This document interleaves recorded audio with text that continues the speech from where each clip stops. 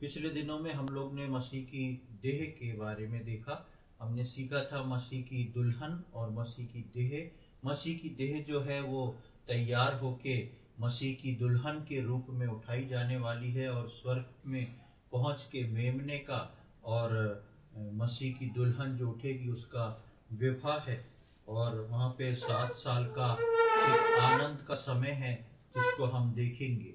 आज हम जिस प्रकार मसीह की देह में आगे 3 बार से सीख रहे हैं उसी में आगे की ओर बढ़ेंगे कि मसीह की देह जो है, पिछली बार में हमने देखा कि हम मसीह की देह के अंग हैं और किस प्रकार परमेश्वर चुन के अपनी देह के अंगों में हमको शामिल करता है, हमको अंग बनाता है और उस प्रकार कलीसिया के लिए लाभकारी और अंगों के लिए भी वो मसीह की देह जो है वो कितनी लाभकारी है, उस बात को हम सीख रहे थे। आज भी हम इसमें आगे की ओर बढ़ेंगे और उसी स्थान से हम फिर से मनन करना शुरू करेंगे। पहला कुरिन्थियों उसका 12वां अध्याय और उसकी 12वीं और 13वीं आयत। फर्स्ट कुरिन्थियंस चैप्टर 12, पहला कुरिन्थियों उसका 12वां अध्याय और उसकी 12वीं और 13वीं आयत को हम पढ़ेंगे।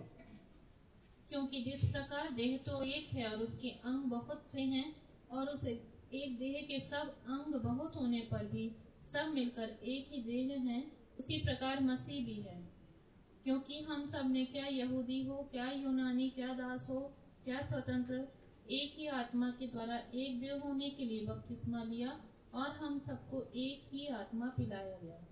यहाँ पर हम जब आते हैं तो उसी बात को देखते हैं जो हमने पिछले दिनों में देखी थी कि अंग बहुत सारे हैं पर देह जो है वो एक है, और वो देह उसकी है जिसका सिर देह के ऊपर लगा हुआ है, और उस देह के ऊपर जो है वो प्रभु यीशु मसीह सिर के रूप में है।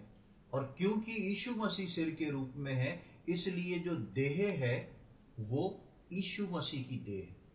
और वही देह जो तैयार हो रही है, की जा रही है, वो ठीक उसी फॉर्मूले के हिसाब से जिस प्रकार परमेश्वर ने आदम की देह को बनाया था और बाद में उसकी तैयार देह में से उसकी पसली को निकाल के उसने जो था उसी की देह के एक हिस्से से उसकी दुल्हन को बनाया, अर्थात हवा को बनाया।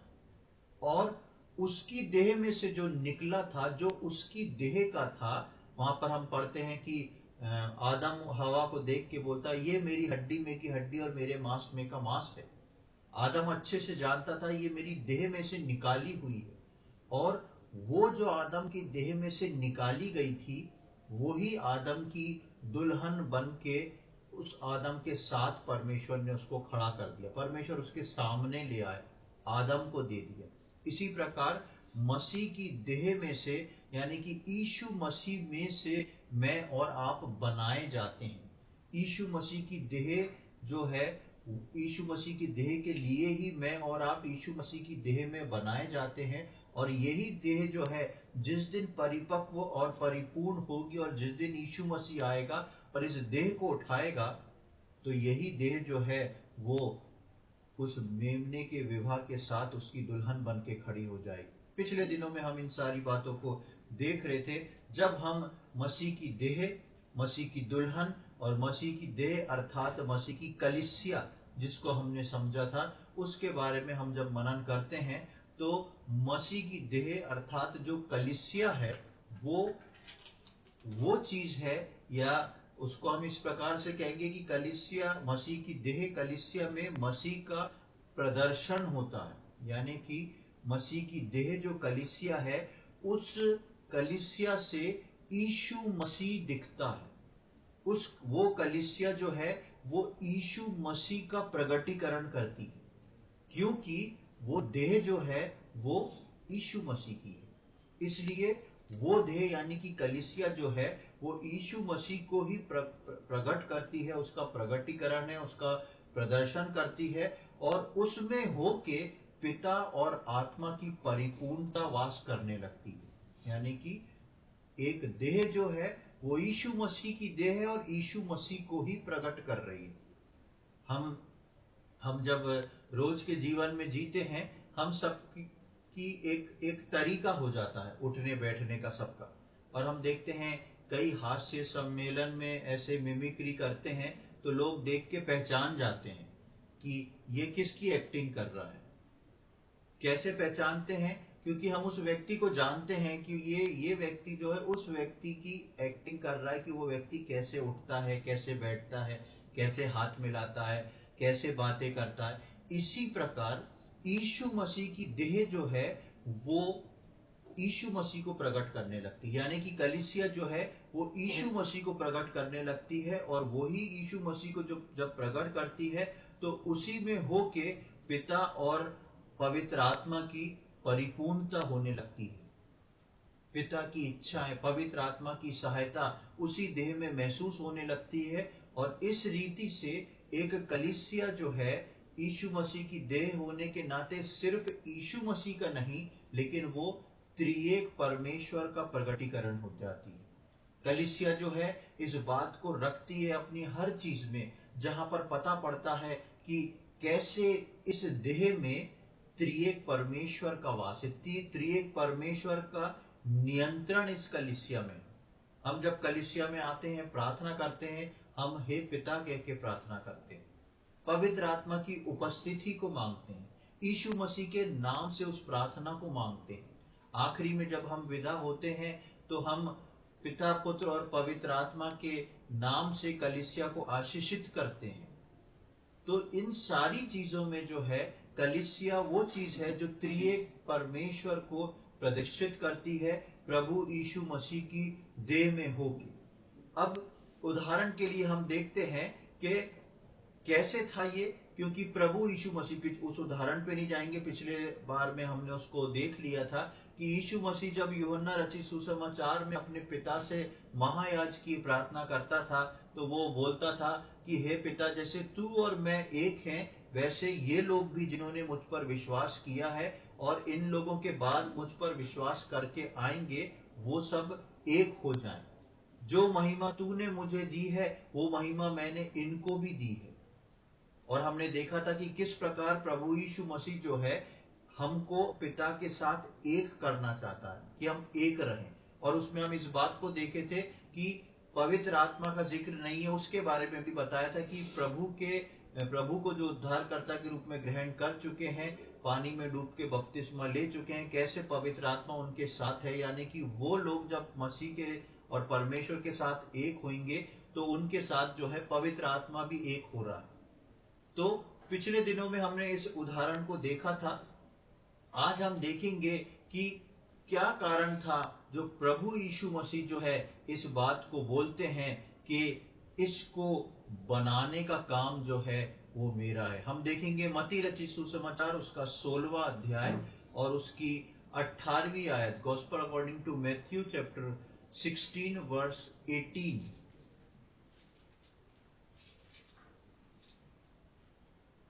ऐसी कलीसिया बनाने की यीशु मसीह की एक इच्छा और योजना थी, और ये योजना परमेश्वर की थी, और उस योजना को पूरी करने के लिए प्रभु यीशु मसीह आया। और जब हम यहाँ पर पढ़ते हैं मत्ती 16 और 18 में क्या लिखा है, और मैं भी तुझसे कहता हूँ कि तू पतरस है और मैं इस पत्थर पर अपनी कलीसिया बनाऊंगा और अधोलोक के फाटक उस पर प्रबल ना होंगे। हाँ, पिछले दिनों भी हम इस पे एक वचन सुन चुके हैं कि यीशु मसीह बोलता है मैं अपनी कलीसिया बनाऊंगा। यीशु मसीह पतरस को चुनता है, बोलता है तू पत्थर है और इसके ऊपर से मैं अपनी कलीसिया को बनाना शुरू करूंगा। ये एक नेव का पत्थर बन जाएगा।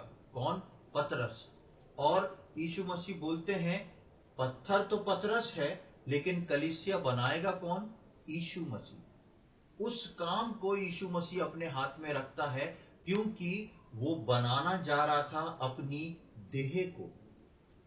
अगर पतरस कलीसिया बनाता तो यीशु मसीह की देह नहीं होती, लेकिन यीशु मसीह को अपनी देह बनाना था, और यीशु मसीह को उस स्टैंडर्ड से अपनी देह बनाना था ताकि वो उस देह को एक दिन उठा के स्वर्ग लेके जा सके, जो परमेश्वर के सम्मुख खड़ी हो सके। इसलिए यीशु मसीह ने बोला सारी बातें अच्छी हैं, लेकिन कलीसिया को जब बनाने की बात है, ये मेरी देह है, आने वाले समय में मेरी दुल्हन है, इसलिए इसको तैयार करके पिता के पास मैं लेके जाऊंगा, मैं कलीसिया बनाऊंगा, ताकि ये उस स्वर्ग के स्टैंडर्ड की हो जाए।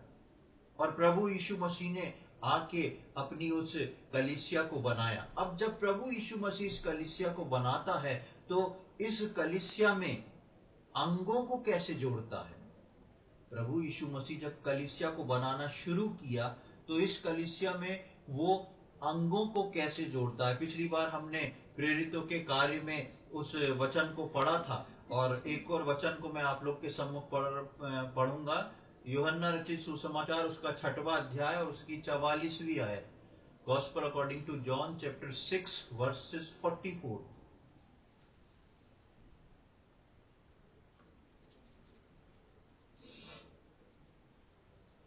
कोई मेरे पास नहीं आ सकता जब तक पिता जिसने मुझे भेजा है उसे खींच न ले, और मैं उसे अंतिम दिन फिर जिला उठाऊंगा। हाँ, यहाँ पर अभी हमने मत्ती 16:18 में पढ़ा कि प्रभु यीशु मसीह कहते हैं मैं अपनी कलीसिया बनाऊंगा, मैं खुद अपनी कलीसिया को बनाऊंगा। अब जब यीशु मसीह ने कलीसिया को बनाना शुरू किया, इस कलीसिया में अंगों को जोड़ना, यानी कि लोगों को जोड़ना, सदस्यों को लाना, ये काम किसका है? उसको हम यूहन्ना 6:44 में पढ़ते हैं कि यीशु मसीह बोलता है कोई मेरे पास नहीं आ सकता, यानी कि कोई मेरी देह में यूं ही नहीं जुड़ सकता जब तक कौन उसको ना खींच ले, पिता ना खींच ले। देखिए कितनी एक यूनिटी और कितना प्रेम का चीज है, जहां पर प्रभु यीशु मसीह सब कुछ परमेश्वर को समर्पित कर चुका है। परमेश्वर पिता की इच्छा को यीशु मसीह पूरी कर रहा है, और यीशु मसीह ने जिस चीज को क्रिएट करा है उसको परमेश्वर पूरा कर रहा है। कितना एक अच्छा कॉम्बिनेशन हम यहाँ पर देखते हैं। कलीसिया यीशु मसीह बना रहा है। यीशु मसीह पतरस को बोलता है अपनी कलीसिया मैं बनाऊंगा, और यहां पर हम देखते हैं कि यीशु मसीह बोलता है कि कोई मेरे पास यूं ही नहीं आ सकता। इस देह के अंदर कौन सा अंग जोड़ा जाएगा ये पिता डिसाइड करेगा। वो पिता उसको खींच लेगा अपने पास, और इस रीति से वो देह जो है यीशु मसीह की वो तैयार होगी। एक पिता, सांसारिक रीति से हम अगर देखें तो एक पिता ही जानता है कि उसके बच्चे के लिए क्या बेहतर है, उसके बच्चे के लिए कौन सी चीज फायदेमंद है, लाभकारी है। और वहां पर भी हम उस काम को देख रहे हैं कि पिता को मालूम है कि पुत्र के देह के अंदर किस अंग को जोड़ना है, किस रीति से जोड़ना है। और इसीलिए यीशु मसीह कहता है कोई मेरे पास नहीं आ सकता जब तक पिता उसको खींच के ना ले आए, ना जोड़ दे। इसलिए पिछले दिनों में जब मैं बपतिस्मे के ऊपर वचन दे रहा था तो इस बात को बता रहा था कि बहुत सारी कलीसियाएं ऐसी हैं जो बिना सोचे, जो बिना विचारे, सिर्फ अपनी संख्या को बढ़ाने के लिए सोचते हैं कि हाँ इस व्यक्ति ने ग्रहण किया, लाओ इसको बपतिस्मा दो, कलीसिया में शामिल होगा। ये स्टैंडर्ड परमेश्वर का नहीं है। मैं और आप कलीसिया के लोग इस बात के ठेकेदार नहीं है कि कौन हमारी कलीसिया में आ जाएगा और कौन हटा दिया जाएगा। इसकी जिम्मेवारी जो है वो परमेश्वर की है। परमेश्वर खींच के लाता है और उसी को प्रभु जोड़ता है। और उसी बात को हमने पिछली बार भी देखा था प्रेरितों के कार्य उसका 2 अध्याय की 47वीं आयत में। आपको याद होगा, नहीं आपको याद है तो आप नोट कर सकते हैं, एक्ट्स चैप्टर 2 वर्स 47। और वहां पर हम देखते हैं कि किस प्रकार जो जो उद्धार पाते थे उनको कलीसिया में कौन जोड़ देता था? प्रभु जोड़ देता था।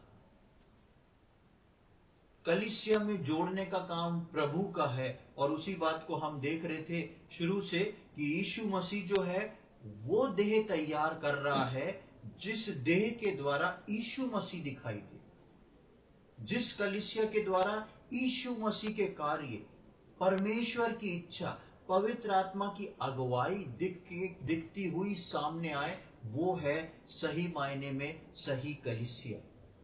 कि परमेश्वर किस कलीसिया को खड़ी करके क्या काम कर रहा है।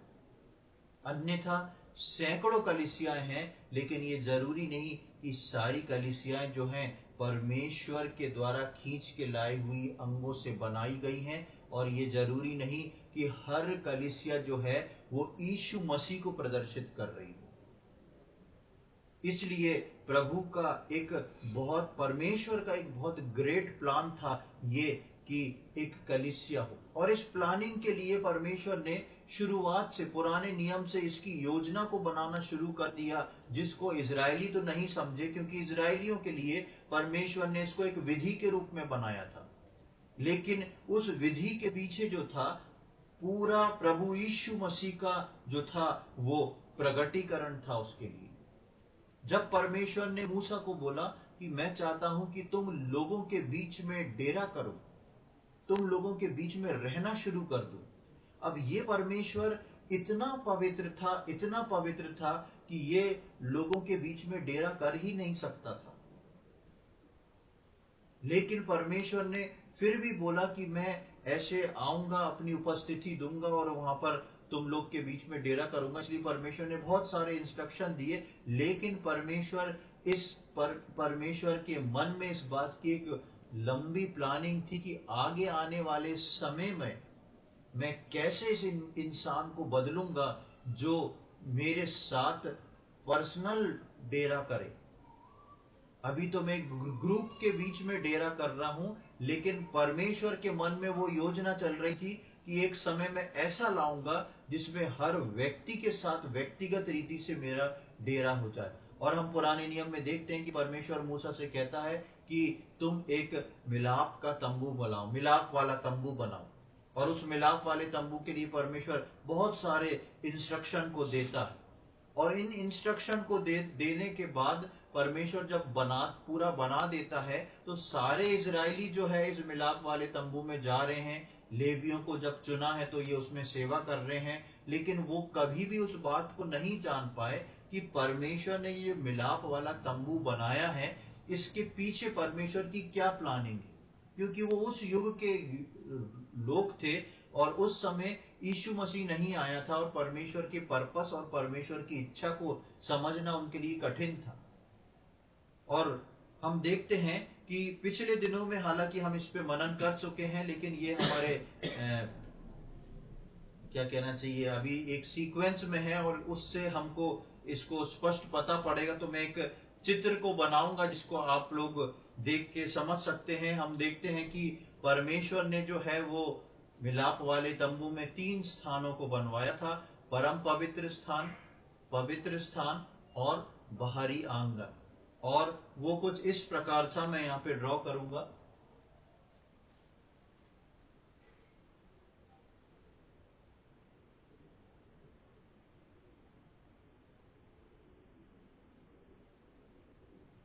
ये परम पवित्र स्थान, और ये पूरा बॉर्डर उसका मिलाप वाले तंबू का।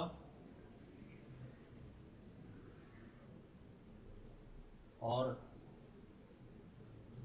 परम पवित्र स्थान के बाद यहाँ पर एक बड़ा पर्दा, जो कि किसको अलग करता है? हाँ, परम पवित्र और पवित्र स्थान को बीच में पार्टीशन करता है। और यहाँ पे वो सोने के 7 दीपदानों को हम देखते हैं।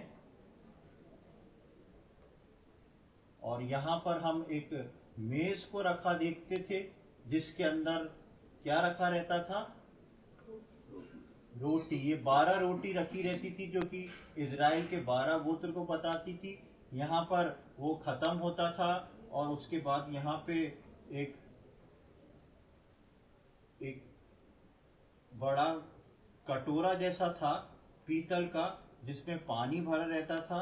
और उसके बाद यहाँ पर एक वेदी होती थी जिसपे बलिदान होता था। तो ये रूपरेखा परमेश्वर ने जो थी वो उस वक्त बनाई थी। और बाद में हमने उस समय देखा था कि यदि इस रूपरेखा को हम मिटा देते हैं, इसके बॉर्डर को मिटा देते हैं, तो हम देखते हैं कि ये जो है एक क्रूस का चिन्ह ले लेता है। परमेश्वर ने इसको इस रीति से बनवाया था कि ऊपर से जब परमेश्वर देखता था, मनुष्य तो यहाँ पर घुस के सब काम कर रहा है, लेकिन ऊपर से जब परमेश्वर देखता था तो उसको प्रभु यीशु मसीह और उसका बलिदान दिखाई देता था। यहाँ पर हम देखते हैं, यहाँ पे एक सोने का वाचा का संदूक रखा जाता था। इस जगह पर परमेश्वर की उपस्थिति उतरती थी और ये पूरा जो है धुएं के बादल से ढक जाता था। यहाँ पर सोने के 7 दीपदान जो है वो प्रभु यीशु मसीह का वचन और प्रभु यीशु मसीह को, और यीशु मसीह ने कहा जगत की ज्योति मैं हूं, वो उसको बताता है। यहाँ पर जो मेज है वो प्रभु बोझ को बताती है। और यहाँ पर नीचे जो है दोनों पीतल के ये कुंड छोटा सा, और नीचे जो वेदी है ये उस पीतल को प्रभु यीशु मसीह के, आप प्रकाशित वाक्य में पढ़ेंगे तो जहां पर प्रभु यीशु मसीह के बारे में जिक्र है वो बताएगा कि कहां पर उसकी छाती पे सोना, पैर में पीतल के जैसा चमक रहा था, सिर जो था उज्जवल ऊन और सफेद बादल के समान था। प्रकाशित वाक्य में हम इस बात को पढ़ते हैं। तो ये वो चीज थी जिसको प्रकाशित वाक्य में सामने लाया गया जब प्रभु यीशु मसीह को यूहन्ना ने उसकी महिमा में देखा। लेकिन उसकी महिमा में देखते हुए परमेश्वर ने पहले से इसको बना के रखा था, ऐसी प्लानिंग को, कि परमेश्वर चाहता था कि इन लोगों के बीच में भी अननोइंगली भी ये लोग जो हैं उस यीशु मसीह को उसके पैटर्न पे चलना शुरू कर दें।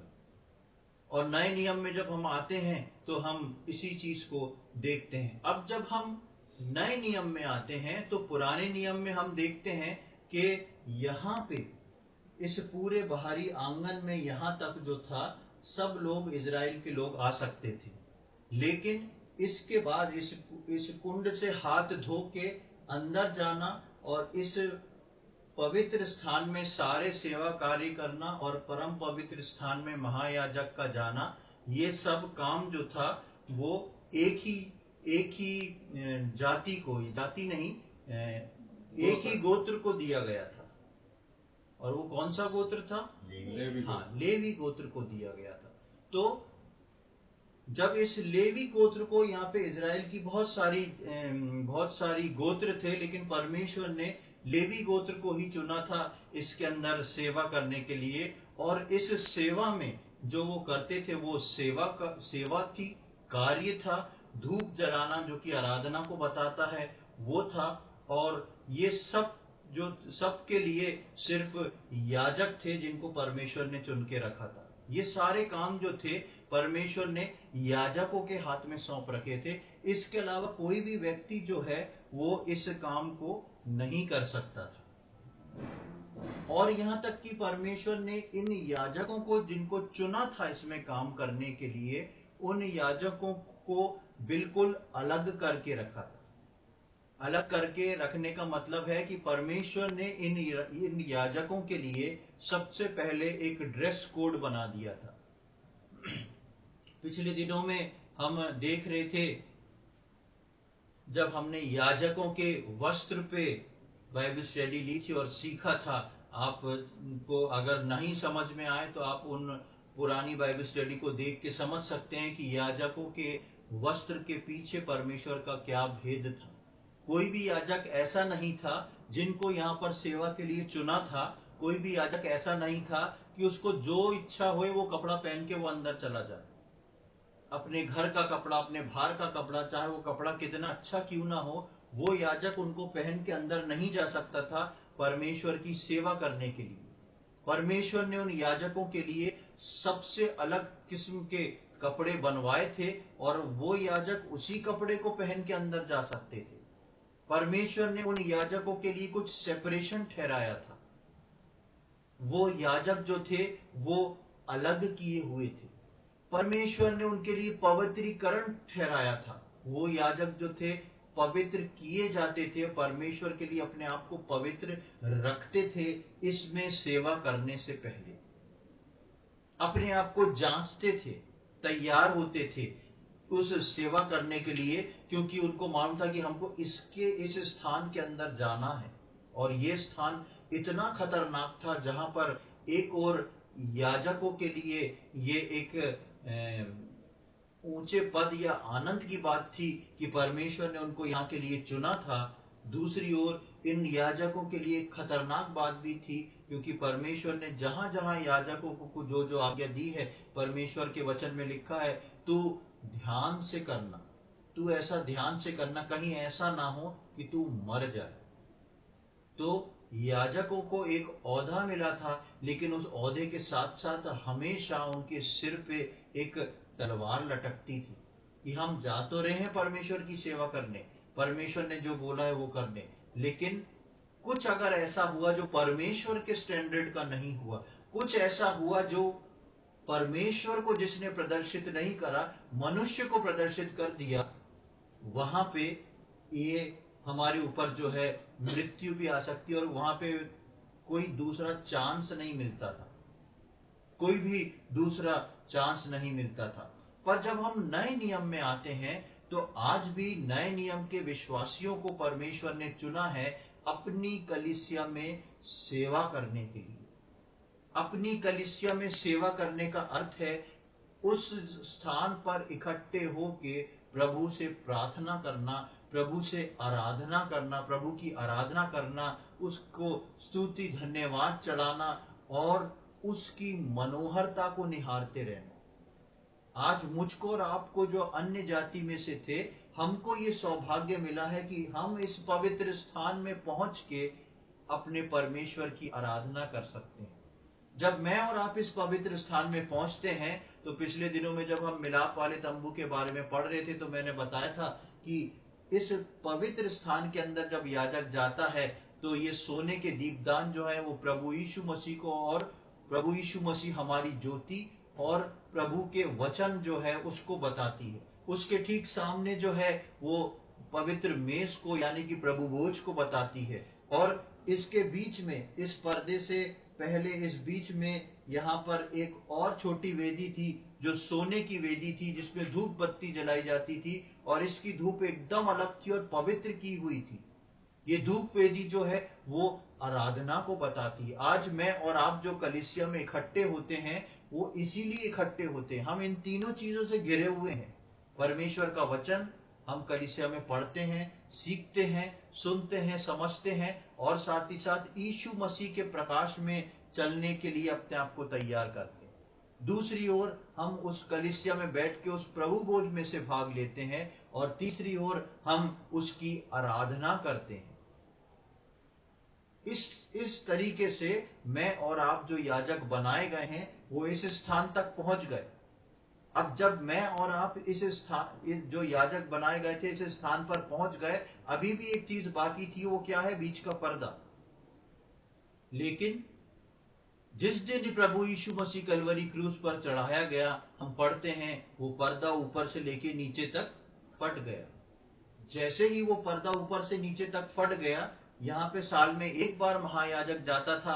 अब ये जो याजक यहाँ बैठे थे, बिना कुछ किए इन्होंने अंदर वाचा का संदूक को देख लिया, यानी कि परमेश्वर की उपस्थिति, परमेश्वर का प्रकाश, परमेश्वर की सारी प्लानिंग जो थी वो यहाँ बैठे लोगों के ऊपर रिवील हो गई।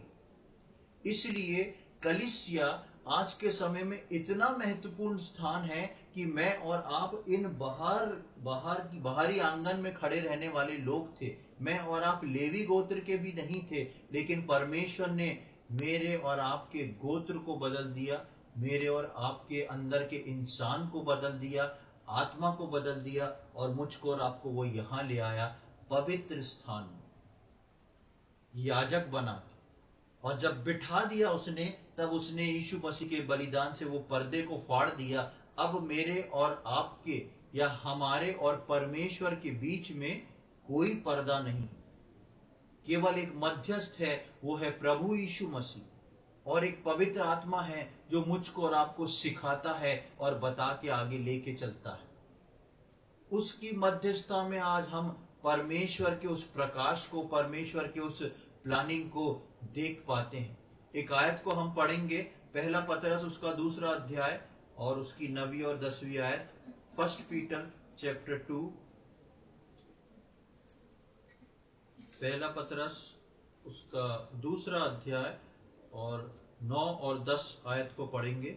पर तुम एक चुना हुआ वंश और राजपदधारी याजकों का समाज और पवित्र लोग और परमेश्वर की निज प्रजा हो, इसलिए कि जिसने तुम्हें अंधकार में से अपनी अद्भुत ज्योति में बुलाया है, उसके गुण प्रकट करो।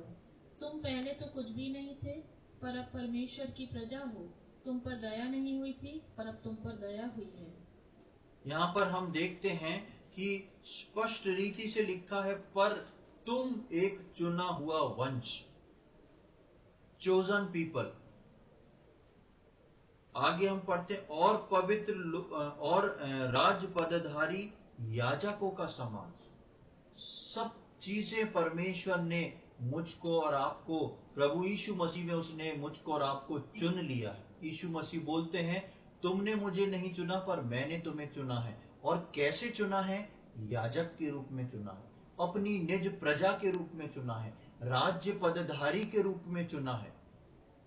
और यूं ही नहीं चुना कि हम ये बीच वाले स्थान में जो है बैठ के गीत गा लें, वचन सुन लें, प्रार्थना कर लें और अपने घर जाके अपनी इच्छा के अनुसार चलते रहें। यहाँ पर लिखा है कि 9वीं आयत की लास्ट लाइन में देखिए, अपनी अद्भुत ज्योति में बुलाया है, उसके गुण प्रकट करो। किसके गुण? जिसने मुझको और आपको चुन के बुलाया है।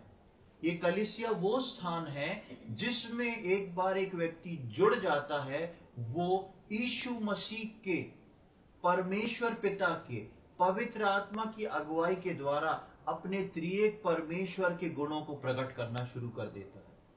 इसलिए सबसे शुरू में मैंने बताया कि मसीह की देह कलीसिया जो है, कलीसिया में मसीह का प्रदर्शन है और वो उसमें होके पिता और आत्मा की परिपूर्णता है। कलीसिया जो है प्रभु यीशु मसीह को रिप्रेजेंट करती है। हम कई बार सोचते हैं कि हमको तो प्रभु ने चुन के याजक बना दिया है, पवित्र समाज बना दिया है, बहुत अच्छी बात है। लेकिन उसी लाइन में जहां पर परमेश्वर इस बात को बोलता है, आगे ये भी लिखता है, इसलिए बनाया है कि तुम उसके गुण प्रकट करो। मैं और आप जो हैं, देह के जो अंग हैं, मुझको और आपको देह का गुण प्रकट करना पड़ेगा, अन्यथा मैं और आप जो अंग हैं वो दूसरी देह के कहलाएंगे। मैं और आप जो हैं वो दूसरी देह के कहलाएंगे। अंग इसके हैं, काम उस दूसरे का कर रहे हैं। जैसे हम पढ़ते हैं कि तुम साटे गए हो और उस अच्छे जैतून में लगाए गए हो। अब अच्छे जैतून में मैं और आप अगर लगा दिए गए हैं और फल हमारे अंदर से जंगली जैतून का निकलेगा, तो परमेश्वर बोलता है तुमको काट दिया जाएगा, क्योंकि तुमको जिसमें साट दिया गया है उसके अनुसार तुम्हारा फल निकलना जरूरी है। इसलिए यहां पर लिखा है कि उसके गुण प्रकट करो, जिसने मुझको और आपको चुन के उस देह में जोड़ लिया है, मुझको और आपको चुन के उस देह में लाके इकट्ठा करके खड़ा कर दिया है। उसके गुण कलीसिया को प्रकट करना जरूरी है, क्योंकि मैं और आप जो हैं परमेश्वर की इच्छा से अंग बना के कलीसिया में जोड़े गए हैं। और जोड़ते ही साथ मेरी और आपकी जिम्मेदारी है कि हम अपने अंदर से उस मसीह के गुणों को प्रकट करें। अब देह के अंगों को याजक के समान रहना है, क्योंकि याजक ही पवित्र स्थान में घुस सकते थे।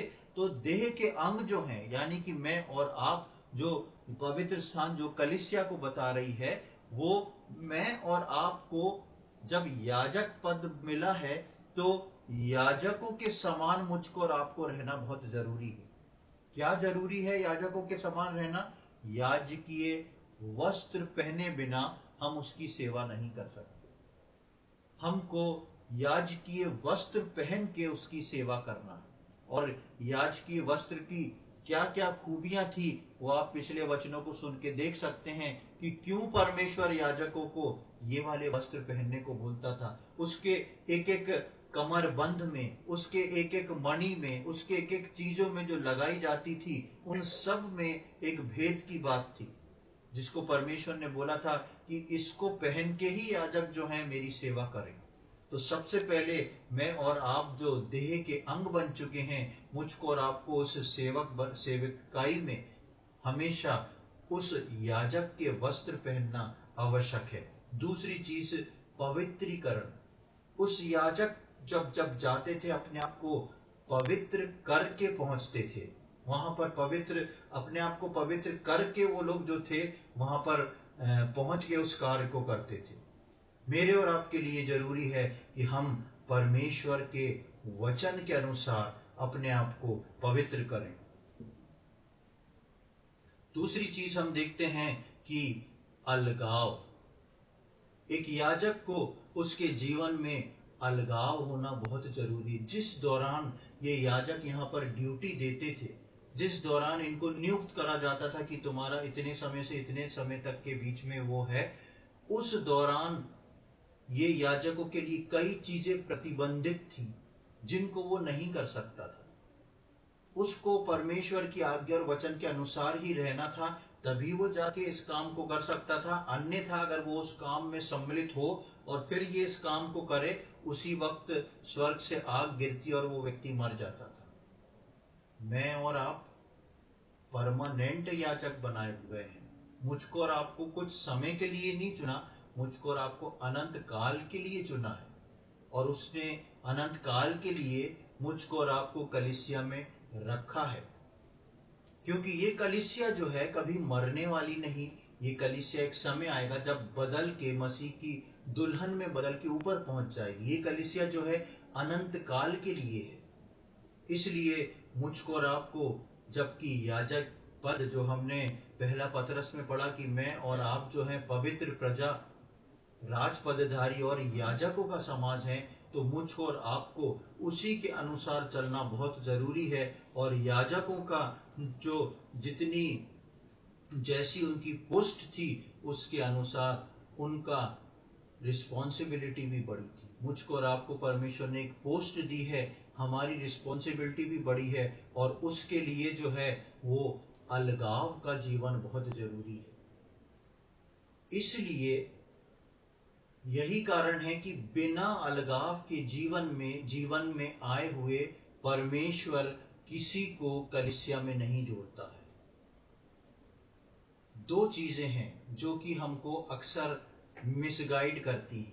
पहली चीज, हम सोचते हैं कि जब हम उद्धार पाके बपतिस्मा लेके कलीसिया में जुड़ते हैं तो परमेश्वर धीरे धीरे हमको बदलता जाता है। बिल्कुल सही बात है, लेकिन उस बदलने से, धीरे धीरे बदलने से पहले जब हम प्रभु यीशु मसीह को अपना उद्धारकर्ता के रूप में ग्रहण करते हैं, यदि वो व्यक्ति अपने इमोशनली उसने प्रभु को ग्रहण नहीं किया है और परमेश्वर उसको खींच के लाया है, तो उसके जीवन में एक अलगाव जो है, सेपरेशन जो है, उसका काम शुरू हो जाता है पहले उद्धार के दिन से।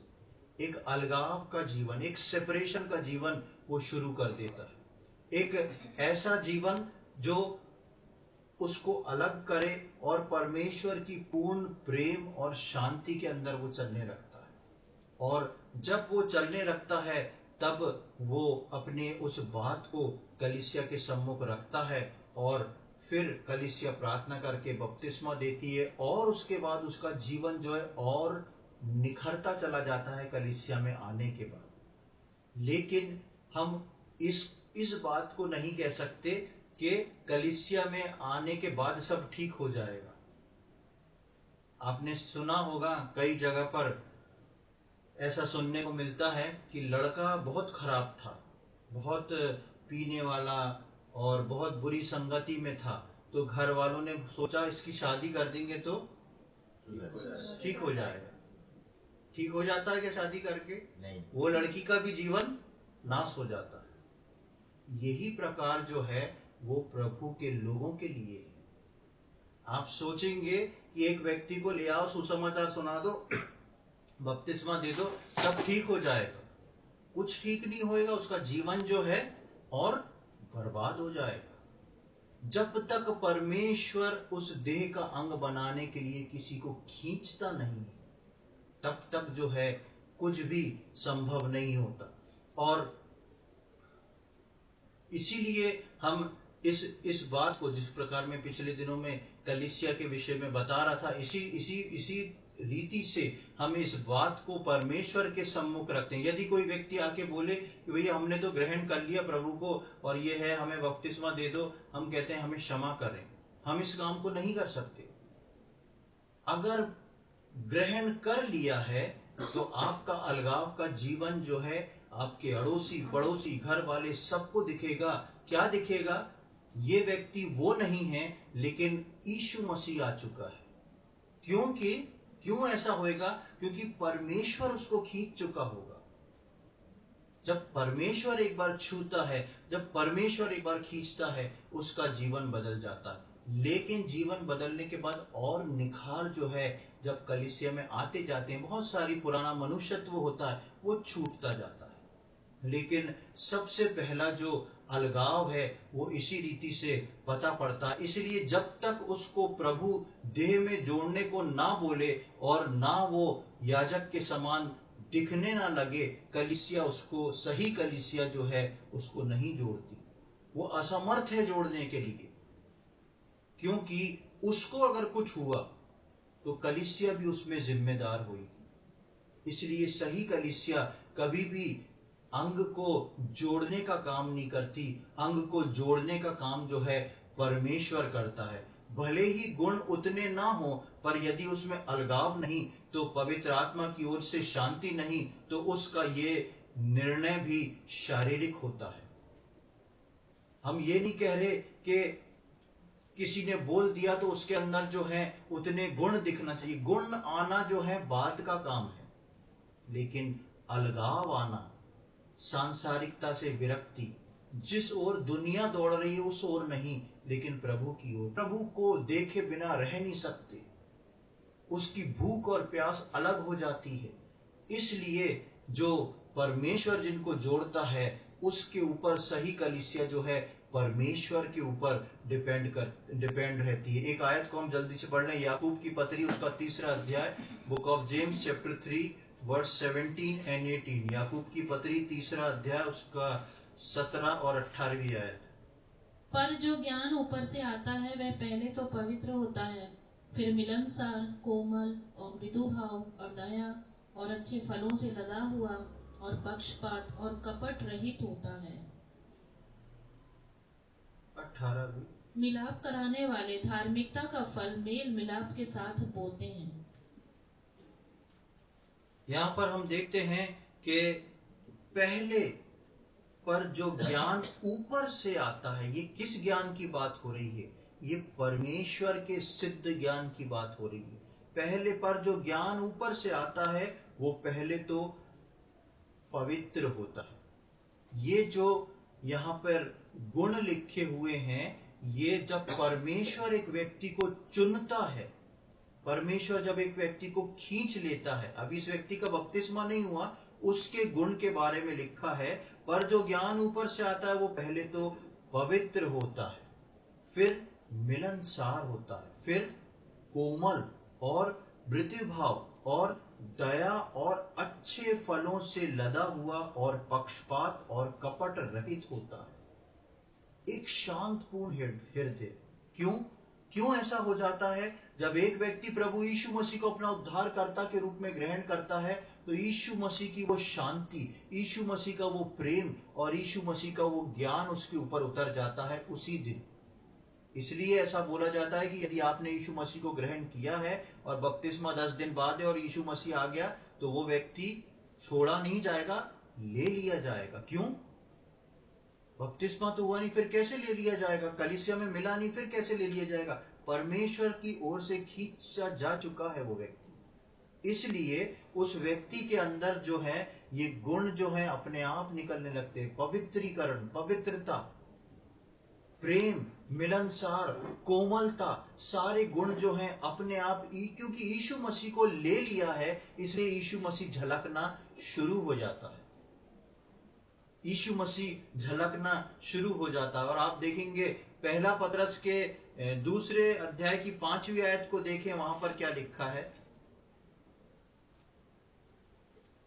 तुम भी आप जीवते पत्थरों के समान आत्मिक घर बनते जाते हो, जिससे याजकों का पवित्र समाज बनकर ऐसे आत्मिक बलिदान चढ़ाओ जो यीशु मसीह के द्वारा परमेश्वर को ग्राह्य है। हाँ, ये दूसरी स्टेज है। वो जो मैंने बताई वो पहली स्टेज है, ये दूसरी स्टेज है। और यहाँ लिखा है तुम भी आप जीवित पत्थरों के समान आत्मिक घर बनते जाते हो। यहाँ पर अंग बनते जाते नहीं लिखा है, आत्मिक घर बनते जाते हो, जिससे याजकों का पवित्र समाज बनकर ऐसे आत्मिक बलिदान चढ़ाओ जो यीशु मसीह के द्वारा परमेश्वर को ग्रहण है। ये है मैच्योरिटी। मैं और आप जो पत्थर हैं वो मिल मिल के बपतिस्मा पा लेने के बाद, बपतिस्मा के पहले उद्धार पाने के बाद, पहला पतरस याकूब 3:17-18 में हमने देखा, और पहला पतरस 2:5 में हम देखते हैं कि धीरे धीरे उद्धार पाने बपतिस्मा के बाद जो है हम मिल के एक मजबूत समाज को खड़ा कर देते हैं। वो मजबूत समाज जो है कलीसिया है। और इस रीति से हम मिल मिल के आत्मिक घर बनते जाते हो, जिससे याजकों का पवित्र समाज बनकर ऐसा बलिदान चढ़ाना शुरू कर देते हैं। आपने देखा होगा वहां पे बलिदान की बात नहीं आई, किसमें? याकूब में। यहां पर वो जो कलीसिया में जुड़ चुके हैं, अब परमेश्वर धीरे धीरे उनमें काम कर रहा है, पुराने मनुष्यत्व को हटाता जा रहा है और ये आत्मिक घर को मजबूत करते जा रहे हैं, याजकों के समाज को बनाते जा रहे हैं। और उसके साथ साथ मिल जब जा रहे हैं तो क्या कर रहे हैं? बलिदान चढ़ा रहे हैं, आत्मिक बलिदान। वही आत्मिक बलिदान हम लोग जब इस मेज के चारों ओर बैठते हैं, संडे को आराधना करते हैं, तो हम अपने होठों का फल, वो आत्मिक बलिदान परमेश्वर को चढ़ाते हैं। ये प्रियो कलीसिया की वो बात है जिसको परमेश्वर ने उस सृष्टि से पहले से रखा हुआ है। इसलिए परमेश्वर ने आदम की पसली को निकाल के हवा को बनाया। इसलिए परमेश्वर ने मूसा को जो मिलाप वाले तंबू का नक्शा दिया, उसमें यीशु मसीह के स्ट्रक्चर को उसने देखते हुए काम किया।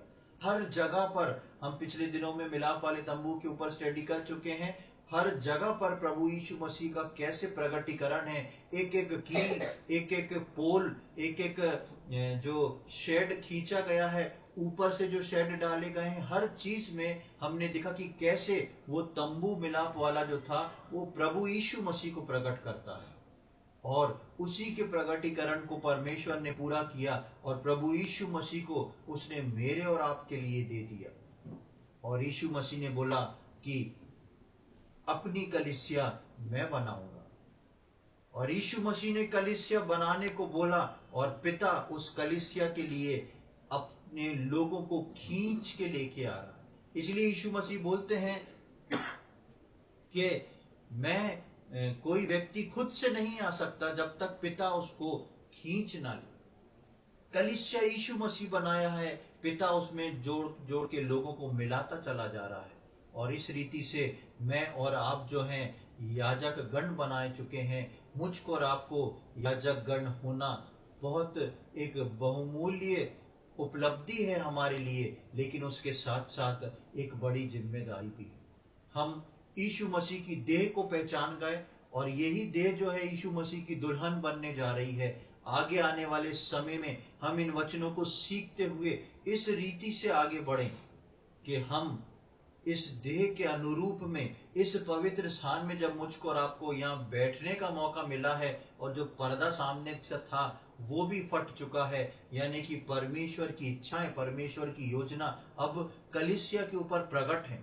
कलीसिया और परमेश्वर के बीच में अब कोई पर्दा नहीं रहा।